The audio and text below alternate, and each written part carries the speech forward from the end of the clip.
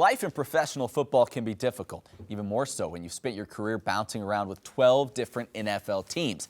Add building a marriage and a family to that challenge, and you have the story of kicker Billy Cundiff. But he's not complaining because Billy has a solid game plan.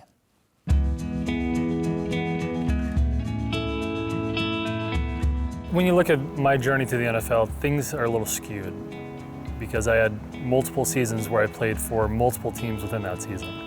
2012, I started out the season with Baltimore, then I was with the Redskins, and then I finished the season with the 49ers. I had, just last year I was in training camp with the Jets and finished here with the Browns. I had 1 year where I was an insurance policy in the offseason for the Bucs. They re-signed their kicker, so then I go to Green Bay and I get cut in training camp. I end up with the Saints. So you have just a couple years where the majority of the teams actually exist. And then I had a good stretch where I was in Dallas for 4 years.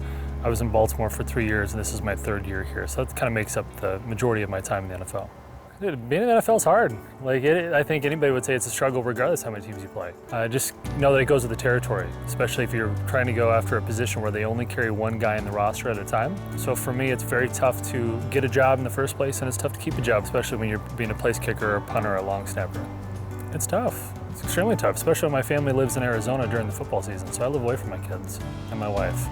And I love my kids and my wife, and we make it work because we have this passion to play football, and I feel like I have the ability to, and I want to take advantage of it because the window is very short. My wife and I we text and talk constantly throughout the day. I FaceTime with the kids at night. We take advantage of our time together. I'm all in. I'm dropping the kids off at preschool or my daughter off at first grade, and I'm making sure we're taking kids to sports and we're spending family dinner time together and letting the kids know how much we love them and care, and that this football, again, is so short-lived, but when I'm home way more than most fathers are able to do that have a 9-to-5 job. Most people, the only Bible they're going to read is going to be us. That's just the way that it works.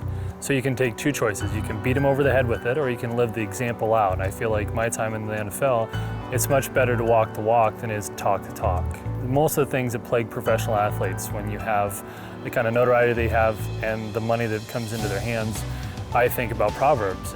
And it's amazing how Solomon addresses your relationship with women, and especially immoral women and guys kind of straying away from that. I go back to what a coach told me when I first got in the league, and it's kind of a biblical principle, but not really, kind of coach speak. But if you don't go looking for trouble, you won't find it. And that's kind of how I've adapted myself within the league. I still feel like I'm a complete beginner within my faith. I feel like I have so much more to go. But compared to where I started, I feel like I'm pretty far along in the journey.